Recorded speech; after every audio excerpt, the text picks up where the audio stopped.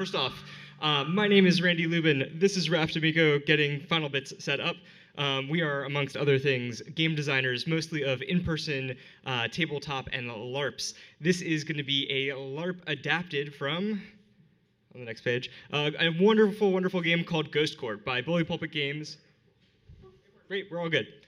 So, Ghost Court is a phenomenal game by Jason Morningstar of Bully Pulpit Games. It is Judge Judy, but with ghosts, where you tell a series of very ridiculous cases between ghosts and humans. And so we have adapted it for you all tonight. This is the worldwide debut of Dungeon Court. We're going to be having some very ridiculous cases of monster v monster, human v monster, and human v human, and they'll be adjudicated live here in front of you, and they will also be starring you. Cool. So yeah, here's how it works. We're gonna go through 3 different judges, maybe not all before dinner. And we're going to start in the dungeon, and then we're going to go to a nearby city, and finally we're going to end at an ancient temple, and we're going to set a few different cases in those locations.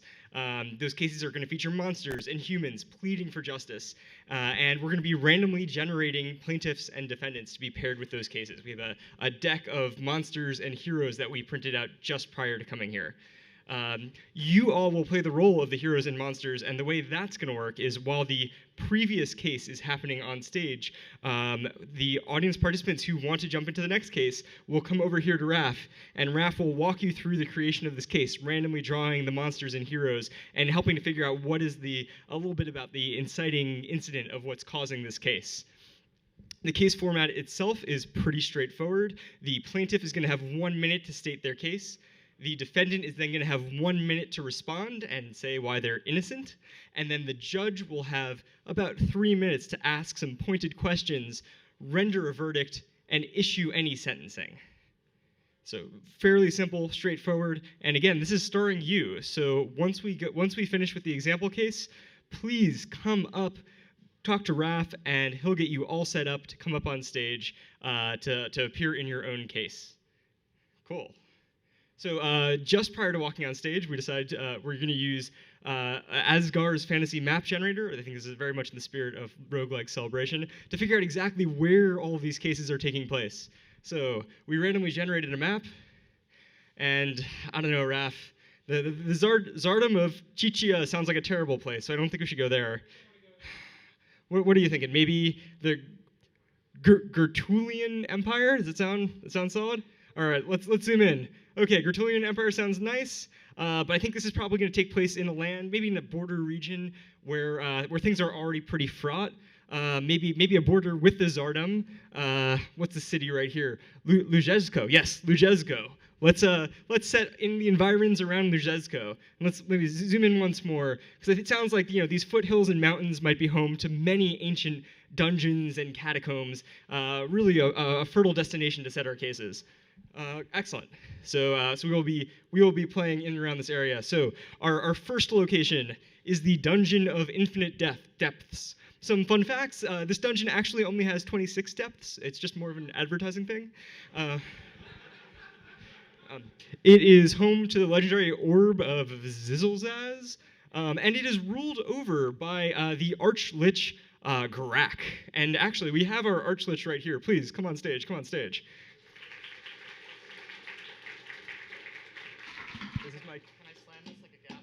You can definitely slam the goblet like a gavel. I don't know if this mic is on. We'll grab another microphone. Check. Is court in session? Court is about to be in session. So Archlich Crackle, you rule this dungeon, and I have it on good authority that your phylactery is a super adorable teddy bear. Yep, you'll have to use your imagination. And I've heard that you don't like to micromanage, you just love delegating most of the running of the dungeon. Yeah? That sounds great. You're bailiff, clerk person? Great, that's perfect. Awesome. And so we're going to walk you through live the creation of the first case, and then from then on the case will be happening in the background as the next case is happening. So I believe we have 2 pre-selected volunteers to be our first people in the case. We have one, and I lost my other volunteer. So I'm going to second Andrew. Andrew, you're going to be in this case. Excellent. So great. Actually, go stand by Raph. Raph's going to walk you through the creation of a case. All right. Do we have a plaintiff? Who wants to be the plaintiff? I'll be the plaintiff. Who feels more belligerent tonight? I feel belligerent. So you will have a card that is your version of the case, your side of it, and Andrew will have the other side of this case, known as the hazardous hallways. Both our plaintiff and our defendant are reading the short case description on the back, and they will also be given characters. Raph, for the sake of this first one, can you have them read it aloud? That's a great So you idea. have a sense. We're giving you some scaffolding. You're not coming into these cases blind. Would you like to read your case description aloud? All right. I am a monster responsible for keeping many of the sconces, torches, and candelabras lit throughout the dungeon. It's good pay, but the traps, lava pits, and acid pools and bottomless chasms without guardrails make it hazardous to do my job. The defendant must bring the dungeon up to code. Hello, I am a monster. I am also the dungeon's award-winning architect and engineer. The traps and environmental hazards are critical to the dungeon's function, and guardrails would ruin my carefully crafted aesthetic. Any modification would be an affront to my vision, an insult to your profession, and a violation of our kingdom's historical building protection codes. Thank you both. All right. And now we have to meet our plaintiffs and our defendants. Who are they? They will choose a character. They're both monsters. No offense. And they will be choosing from this deck. So, Andrew? No? Daniel? Would you introduce your character to the audience? Guzz. I'm a gelatinous blob. Are you happy, girls, gelatinous blob? Yeah, this is why it's really tough to, like lift things as a blob. I leave a trail of slime. I'm smelly and gregarious. Excellent. All right, and our defendant. All right, I am Vonenrath. I am a swamp worm. I am voracious, swift, and miserly, which is why I don't want to make any modifications to my dungeon if I don't have to. They cost a lot. Sorry. And I believe we are able to begin the case now under Judge Archlich Gackle. The hazardous hallways, a workplace safety complaint between a dungeon employee and the trap and environmental hazards designer. And it's Guz versus Vonenrath. Please come, take your seats here. Dungeon court is now in plaintiff and session. defendant. Audio people back there, if you don't think want me to it was slam this other down, just tell me. Okay, cool. Thumbs Okay. up. All right, clerk, I'm not as familiar yet. I forget each case. Which one goes first in dungeon court? Is it The plaintiff. the will go plaintiff? first.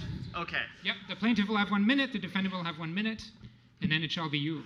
Plaintiff, you may speak.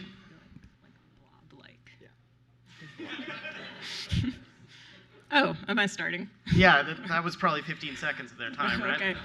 So, I took this job because I feel a sense of civic responsibility for the well-being of everyone in this dungeon. A lot of people have difficulty seeing in the dark, and it is my job to, keep the lights on. But every day, I'm a blob of slime, and I get stuck in a pit, and I have to slowly crawl out, and then people complain about the lights not being on, but it's not my fault. There's all of these hazards around, and you could move some of the traps. I mean, can you put the traps more in the center? I don't have a clear pathway.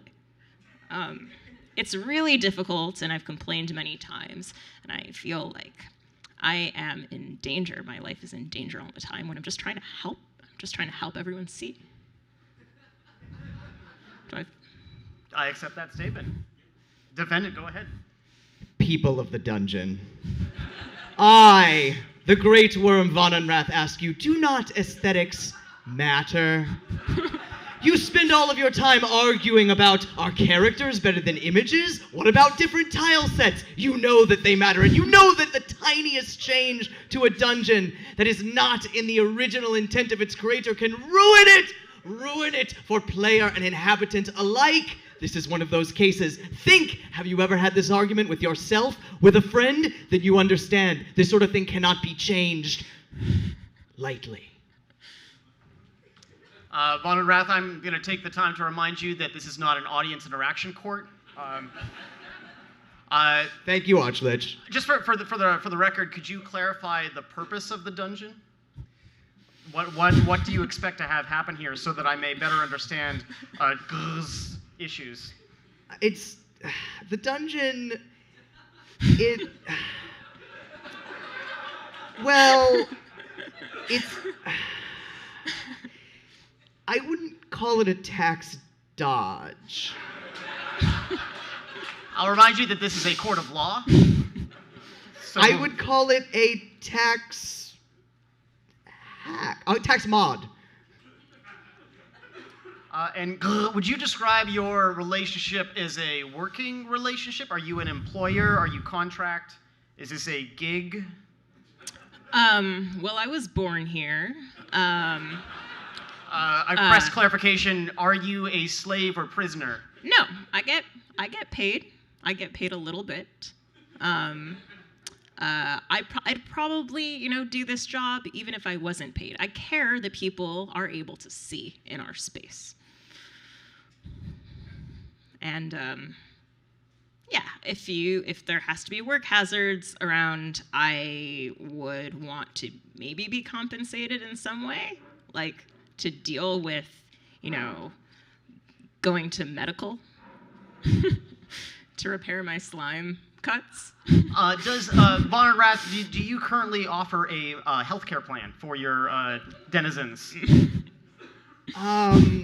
Is the repurposing of lost limbs and parts into new monsters Absolutely, I am a healthcare? lich, Okay, that's so- all right. I wanted to clarify. Okay. Guz, could you? What I'm gonna do is I'm gonna mandate that Von and Rath makes a couple change, like one specific change, and then you'll be free to go. Could I just get your suggestion for that change to the dungeon? Yes, I would like to do a dungeon crawl with you. That is an activity. That is not a safety I'd like change. to, and this is go, not a court go of friendship. through. I meant a sweep, and go through and remove some of the hazards that affect my day-to-day. I think there could be, like 10% of the current hazards that we have. All right. The court mandates a hangout. Henceforth, we're called a dungeon crawl. And some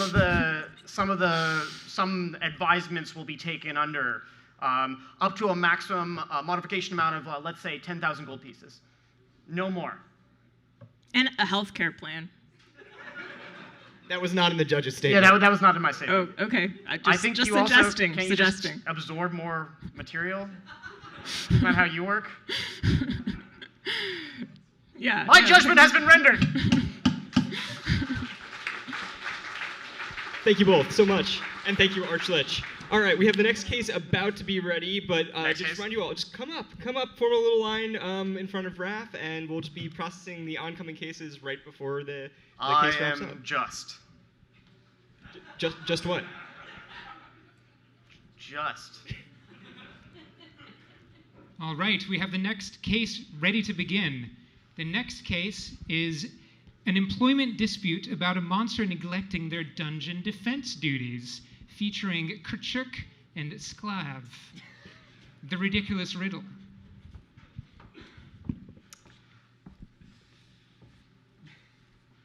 Plaintiff, you may begin your statement. Thank you, Archlich. I am Kerchuk, Floating Eyeball. As you know, I manage the defense of the first levels of the dungeon, the entry halls, with the sconces that are always well tended. I am focused, knowledgeable, also nearsighted. This is not a dating site. This is a court. I'm establishing my bona fides. So I hired Sklave to defend the first levels of the dungeon. Very straightforward. To my dismay, my contractor lets heroes simply pass through if they answer a riddle. He was hired to kill them on sight. Instead, riddle passed through. This is my complaint. Complaint accepted. Defendant, Sklave, please go ahead. I've been an engineering manager at the organization and asking riddles for a very long time in order to allow people to enter or not enter. And as a as it's just so important that you have to ask the right riddles to let the right people in, and under no other circumstances, okay, I can't just make exceptions for you. That's just how it works here.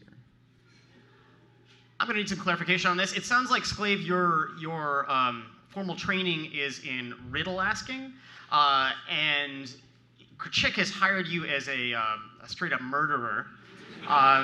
And so, Kerchik, your complaint is you've hired for the murderer title, and Sclav is refusing to perform his duties. Is that correct? That's correct, and I'd like to clarify that the ad was for a entry-level murderer. Yeah.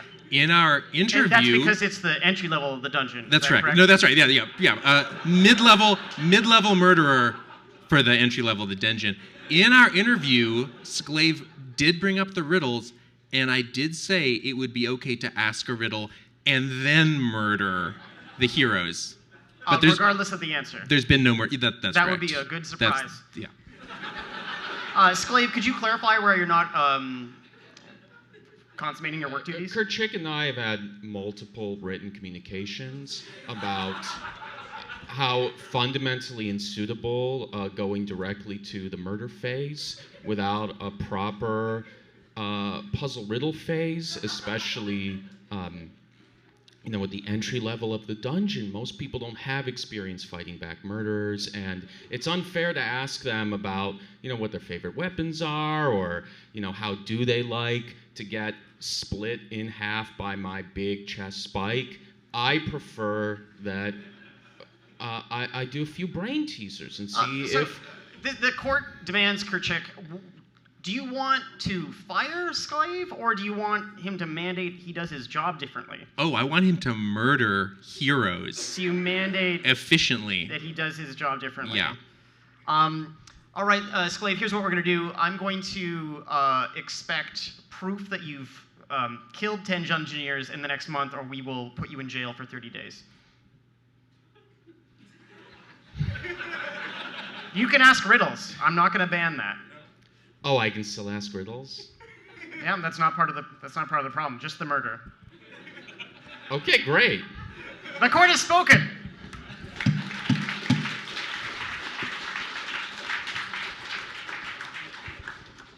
The court introduces the next case, a commercial zoning dispute between a monster and a hero-owned business. If you would take your seats, plaintiff and defendant.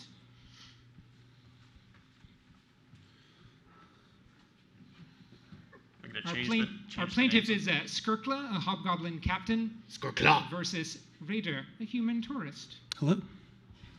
You guys, could you just, for the purposes of the court, could you switch your seats so that you're under the, just for the records.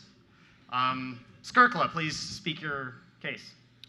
Well, I've been here a long time. I care a lot about this dungeon. It is my experienced opinion that swords and some such other items of powerful hurting are very painful. I would prefer there less of them around the dungeon, poking at me and my fellow comrades in preventing the heroes from proceeding further. I understand that this shop may have some importance to our local economy. However, I think that the damages exceed any taxes we are receiving from it at the moment. And I think that it would be proper if the shop was moved elsewhere, where it is not as much of a threat, perhaps to one of the lower levels. Thank you, Skirkla. Redder, the defendant, let's hear your case. My wife and I honeymooned in the dungeon, and she died. But you ever just fall in love with a place that has an emotional significance? So I decided to stay and make a way amongst the simple but noble people of the dungeon. And so I've opened a store selling assorted keepsakes and stabbing things and swords. And I feel that people come and they learn a little bit more about the culture of the dungeon, and then they go and kill the people there. And I just feel like that's part of what the humans can bring to this space. And and the money is fine. The money is better than we've expected, and we're doing all right. We're looking to expand down and down eternally, 26 times.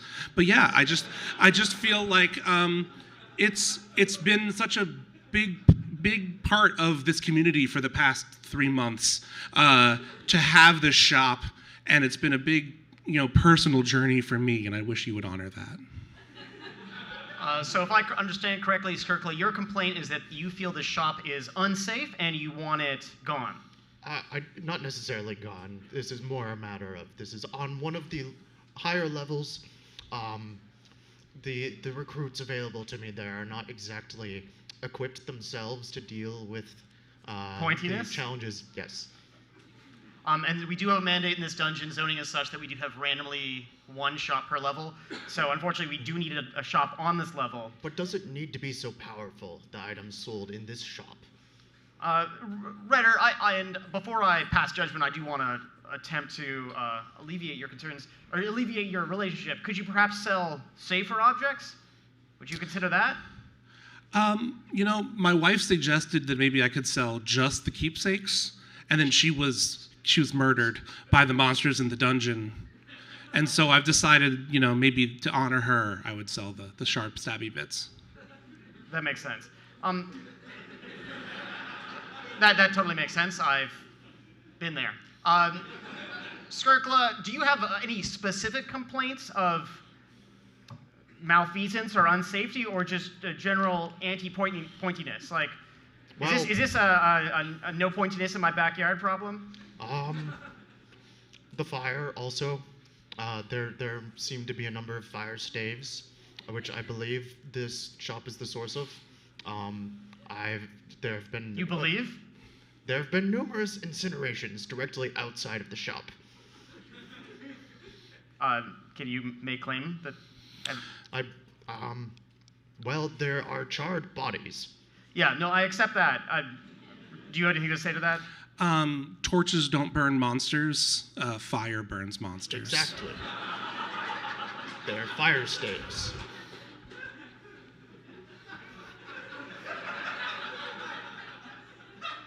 I don't think you said anything at all in that statement.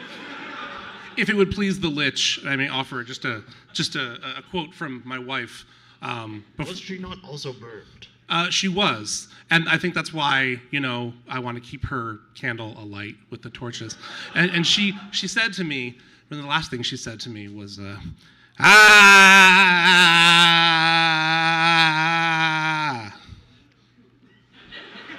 I ask a question to the defendant?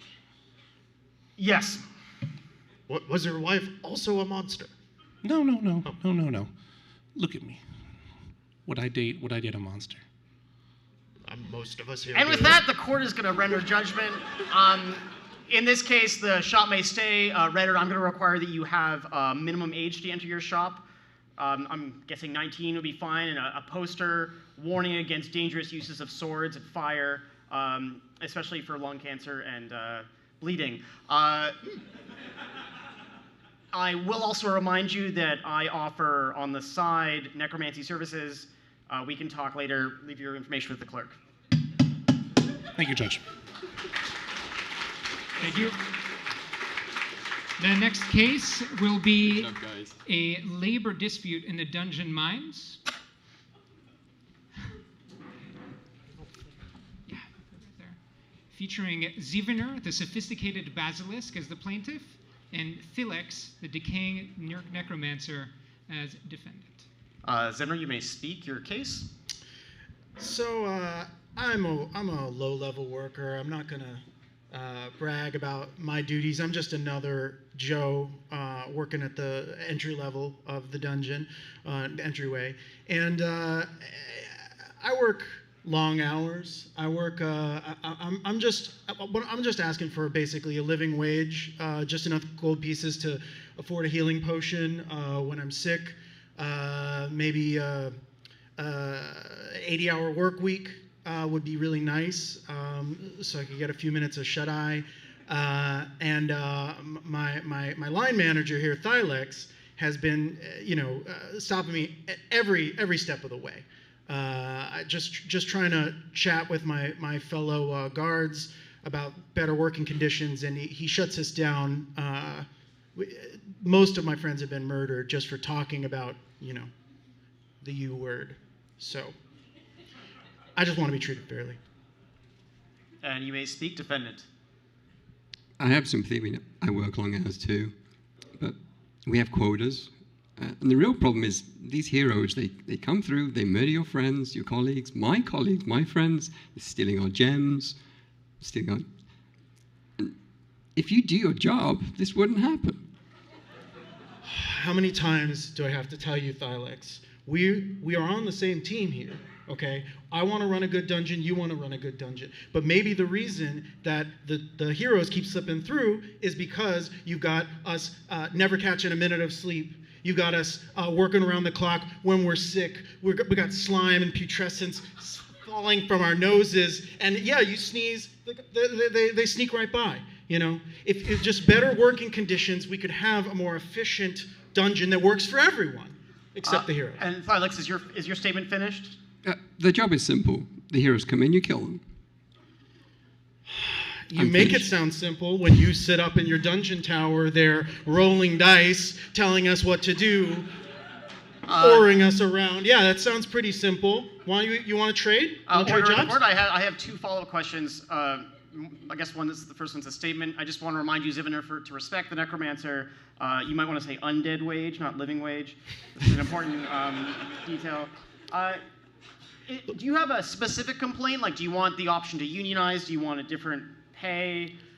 This is not a court of complaints. We actionably move things forward. We want our union recognized immediately, and immortal people like him don't have to worry about a lack of health benefits. Compound interest. Yeah. So I don't think he gets it. And what I want is a dungeon workers union now. As far as I'm concerned, unions are legal at this level of the dungeon, not level 8, but other levels, yes. Thylex, have you been suppressing union activity? Maybe. I may have killed a few people, but mostly the heroes did that. Mostly the heroes. I just gotta say this level 8 stuff, this stuff where barbarians got treated one way and mages get treated another way, is just purely classist. Well, unfortunately, classism isn't illegal, except on level 12. So, Thylex, I'm going to imprison you for a short period and allow them to form the union, and then you may return to management of the dungeon. For someone who's immortal, let me just check the tables.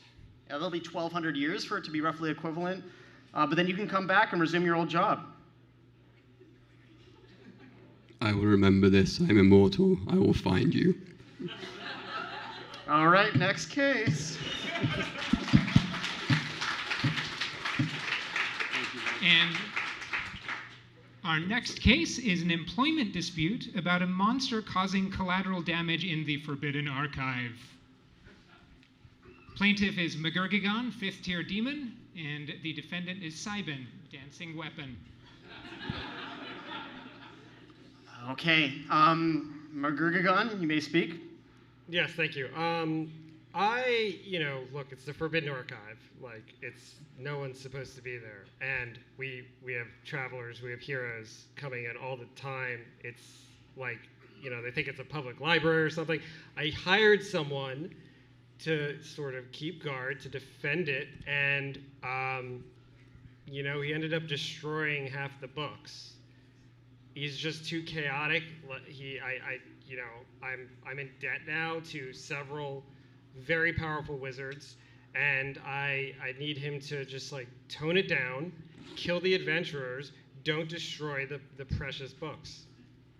So your complaint is that you want to keep this employee and to have this employee's behavior be toned down? Let me clarify. He's excellent at killing. Really, really masterful. He's it's kind of was what he was born to do, I would say, you know. Like, so yeah, I mean, other than that, I'm really happy with his performance, to be honest. Okay. I'm not sure why this is in front of the court, but we'll hear. Defendant Simon, go ahead. Sure. Did you want me to slice anything up while I answered? Or? Perhaps the plaintiff's arguments, which was what we were hoping for. Yeah. Well, the Forbidden Archives. Well, as you know, I'm a dancing weapon. I can see that. Glorious, and I merely use my talents to horribly murder all of the monsters that come into the Forbidden Archive. This is what I was created for, after all. What is this stuff in the Forbidden Ark? Books? I'm not even allowed to know. It's not my job to know. It's my job to slice up adventurers that come into the archive. If some books get destroyed in a whirlwind dance of beautiful, gleaming silver scimitar-y metal, well, then that's their problem, not mine. Blame it on the adventurers. McGurgan. Yes. I gotta be honest, I feel like you've mishired. You've found a raw metal whirlwind of destruction, and you put it in a really unsafe area for it.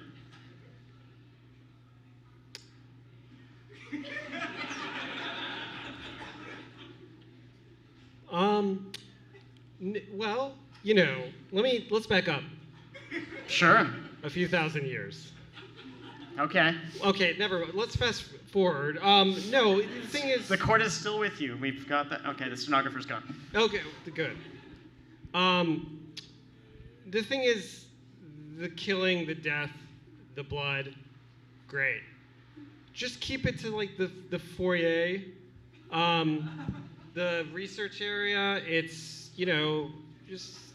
That's where we want to protect people. We don't want to destroy anything. Have you considered attaching a leash to Simon of a fixed length? He sliced through it. I did. He cut right through it. I can cut through anything.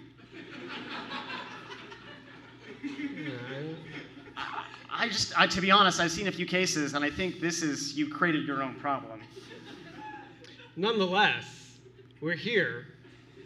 Okay, unfortunately we are, and this is a public service. So, Simon, could you consider containing your destruction to a certain area if your employer drew a line in the ground, ceilings, walls? Would you agree not to cross it? Are you trying to tell me that this demon is gonna teach me how to dance? That is actually quite different. He's gonna declare a dance floor, and other areas will not be dance floors. A dance floor. Interesting.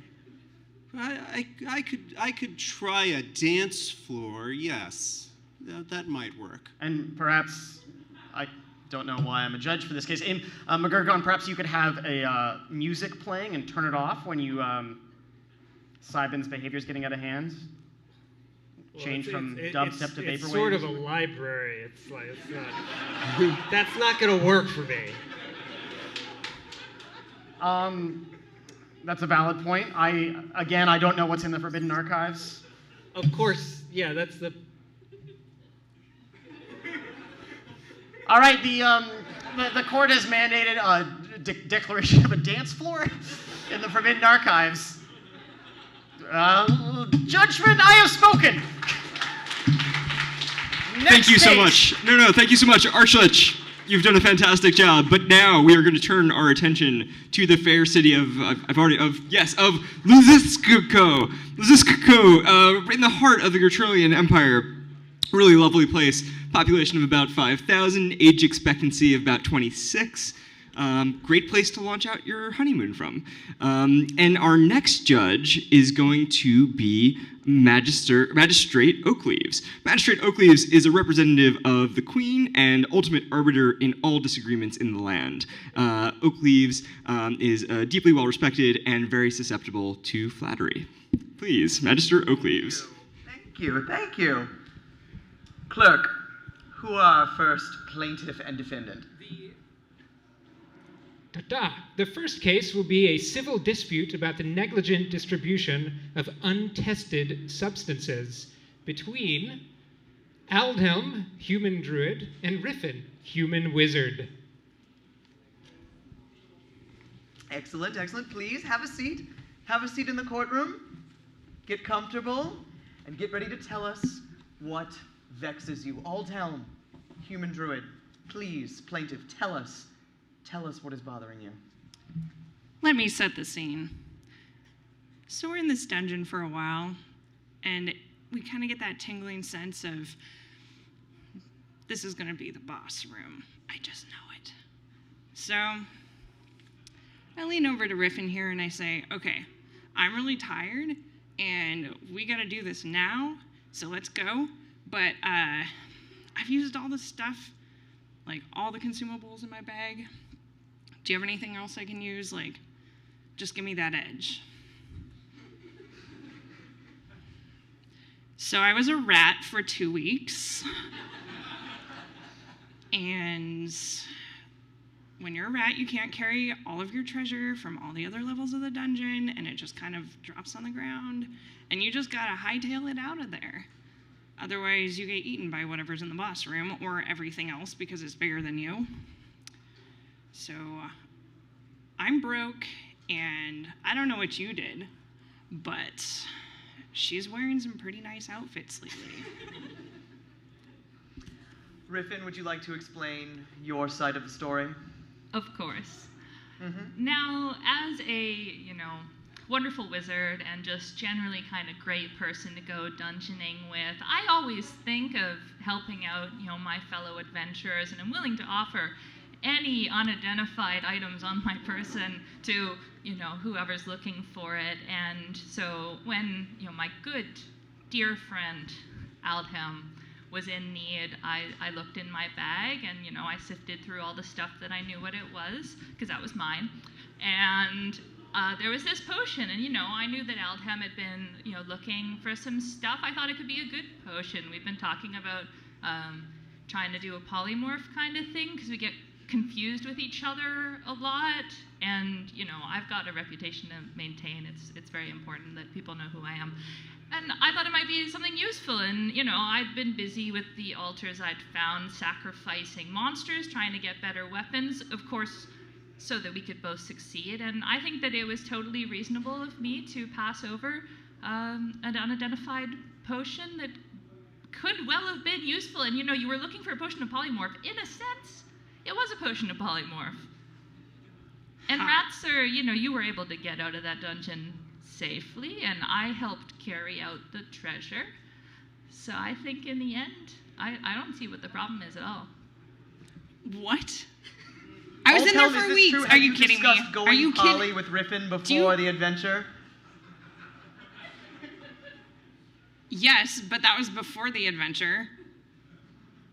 I mean, you can talk about like, oh, one day I want to bake a cake for my birthday and it's going to be awesome. But you don't do that in a dungeon. Like, one day I want a makeover. You don't do that in a dungeon. Riffin, did you know that the potion would turn her into a rat? No, I didn't know what it was going to do in the slightest. And I'm in the business as a wizard of fulfilling dreams, and if there was a chance of fulfilling my good friend Aldhelm's dream, then of course I was going to. Riffin, where did you receive your training as a wizard? You wouldn't have heard of it. Is it a wiki? Did you read a wiki? Did you learn how to be on the fan wiki? Is this really? Am I required in the? Did you know that it's possible to know what a potion does before it is drunk? I mean, it was puce. I knew that. You gave me how did I not notice this was a puce potion? That's Again, my least another favorite. thing that's not my fault. If my dungeon associate is not paying attention to the things that I hand her, then I don't see how I'm culpable. Riffin, had you been with any previous parties where you had given someone a potion where you did not know what it did? Yes, and maybe. Would you like to tell us just, one of those, any of those stories and how they turned out? Well, there was the potion of levitation in the room with all of the spikes on the ceiling. This is what I'm dealing with. This is what I'm dealing with the whole way down. Listen, if people want to adventure with me and go on adventures, they know the risks. I mostly help. Of course, now I have to ask Aldhelm, were you aware that there can be negative consequences to drinking an unidentified potion? I didn't know it was unidentified. I asked her for a potion to help me. And I thought, it has a good chance of helping. I didn't know it was going to hurt. Were you in combat at the time? It was right before we went into the room. So no. All right, the court has rendered its judgment. From now on, for the next 5 times when the two of you encounter a potion in the dungeon, you must split it equally into 2 bottles and each drink it, and then you will both discover the bad effects of drinking potions that are not identified. Then we're just going to both look like rats, and people will be even more confused. You already made the point that great things might happen. You just don't know.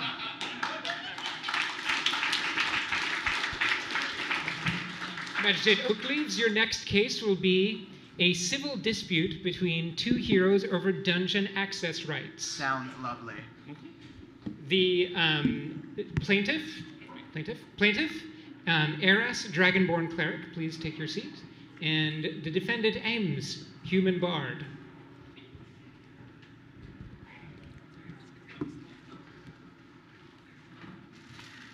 Eris, would you like, as the plaintiff, to start by telling us your side of the dispute? Certainly. Yes, Do we...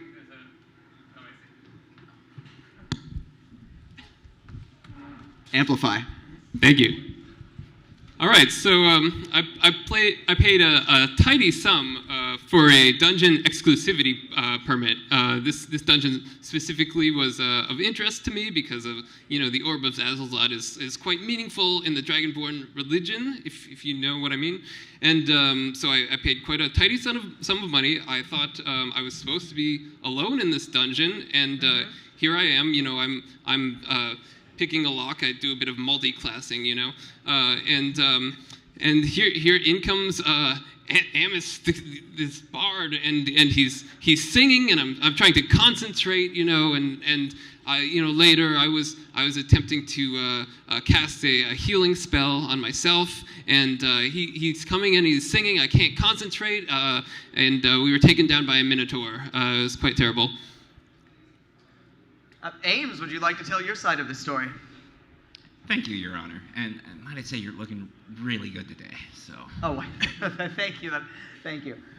So, I don't know if you've heard of the terrible dragon Haze, but he's rampaging throughout the kingdom. He's quite a nasty character, and, if an orb is going to put an end to that kind of reign of terror, then I really feel like next to maybe my next benefit concert, then it's really going to be the best thing I can do to get that. And, I look at the paperwork and the forms for dungeon permits, and I just think about all the burning children, and I had to go for it, You just feel deep in your heart that you just have to go for that orb, and consequences be damned, because there's just so many burning children. Orb. Okay, got it. Eris, who issued you this permit for exclusive access to the dungeon? It was a mysterious old man. Can you tell us more about this mysterious old man? Well, he was in a tavern, and he just sort of was like, oh, hello. He came up to me, and he was offering quests, and I was like, well, certainly, I'd like to, fetch the Orb of Zazalzat, and he told me he needed, quite a few gold coins. I think it was around 5,000 gold coins, and I was able to come up with that money for him. Did he explain to you how he had exclusive title to this dungeon to sell to you? No. Ames, can you please explain burning children?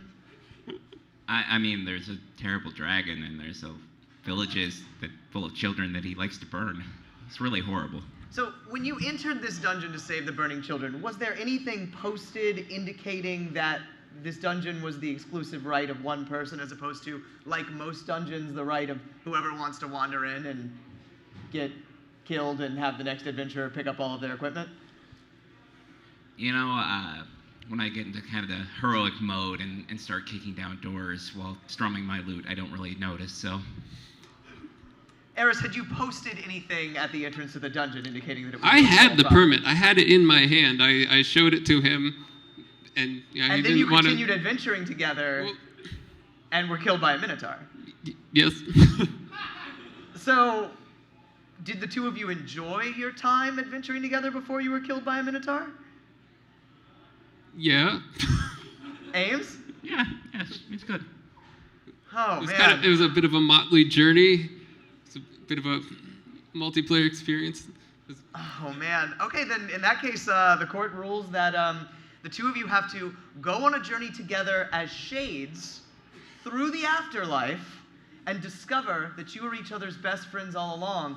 Re-enter the world through one of the portals from the underworld to our middle world, and then re-enter the dungeon, defeat Hayes the dragon, and save the burning children together. Can you do that? Does that sound acceptable? Only if it's the afterlife of the Dragonborn religion, the soaring peaks of Gigantia.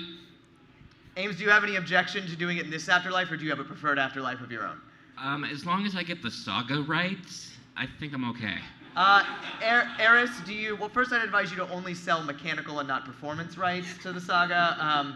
Eris, would you be willing to sell rights only to any crystal recordings or crystal psychic recordings of this tale and not of live performances? What about dream recordings? We can throw in dream projection rights as well. Okay, that would be great. All right, then it sounds like we have a deal. The court declares the two of these are on a buddy journey through the afterlife. Magistrate Oakleaves and also good folk of the realm, we will do one more case before all breaking for supper. The next case is a town citizenship dispute about monster-hero relationships.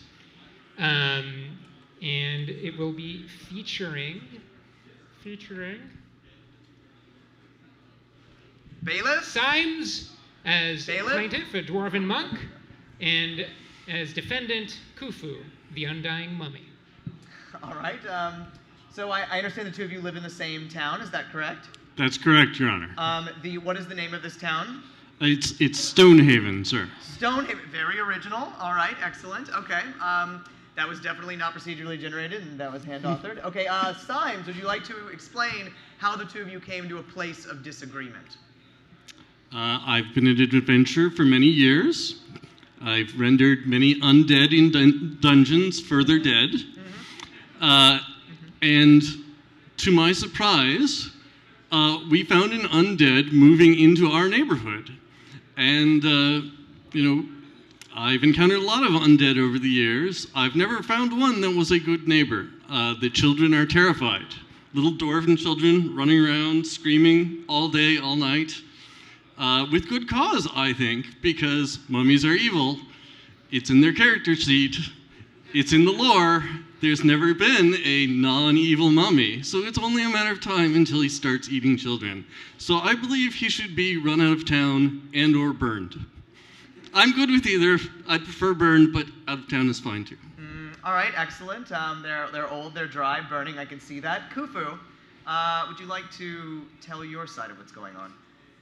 If I may, Your Honor, in my 8,000 years, I have never seen a better dressed judge.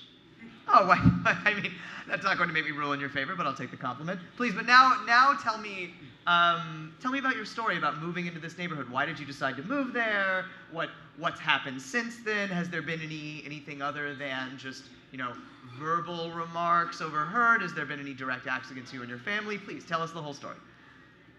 Well, it all started about 6,000 years ago when I moved into a wonderful pyramid. It was a wonderful pyramid, only populated by mummies like me.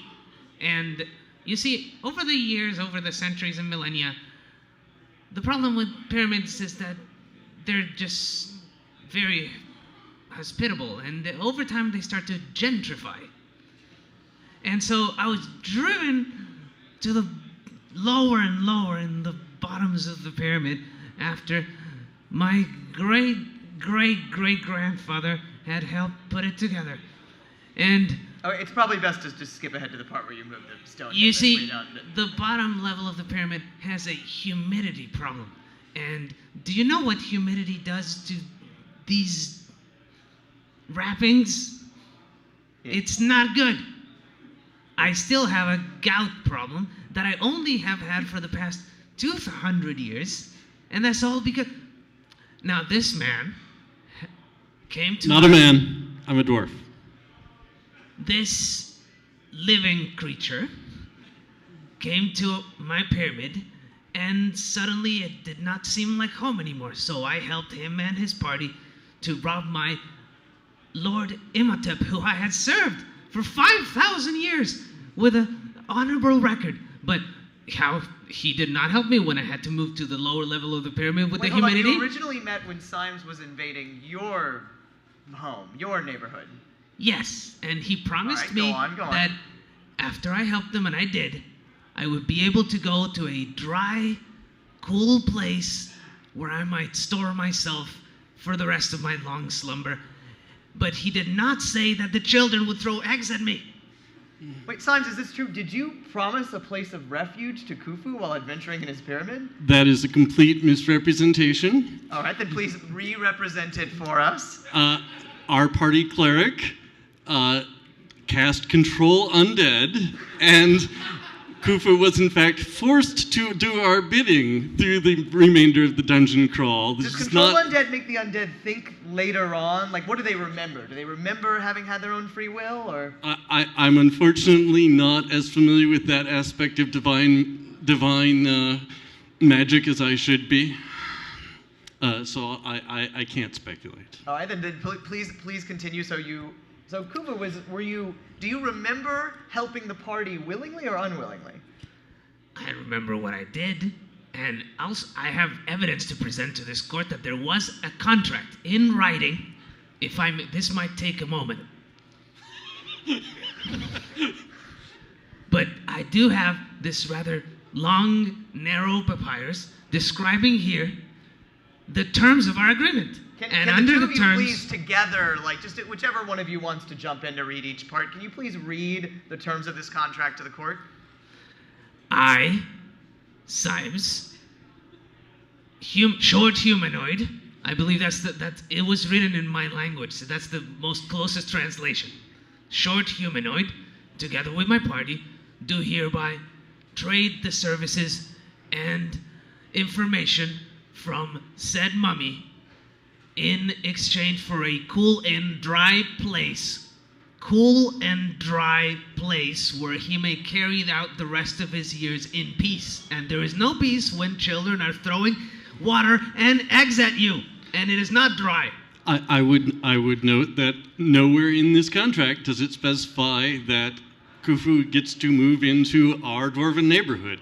Symes, has anyone in your party ever claimed that they were casting a spell and actually just negotiated a contract with someone to achieve the same I desired can't effect? believe that any of my compatriots would stoop to such a low and base method. There was a young fellow with a lute who did say that this was a contract. Oh wow.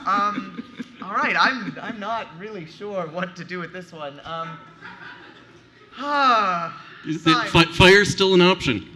Symes, as a dwarf, you're good at building things with stone, right?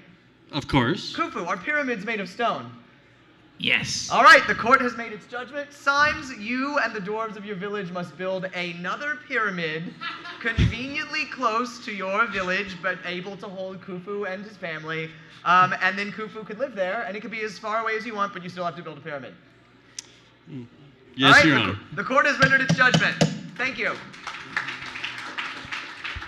Thank you so much. Thank you to all of our heroes and monsters. Thank you to our judges as well. We are now breaking for dinner, but we will be back. You will have a chance to be the judge. You will have a chance to be heroes and monsters, so keep your ears out for when we will be returning for another round of cases later this evening. Enjoy your meal.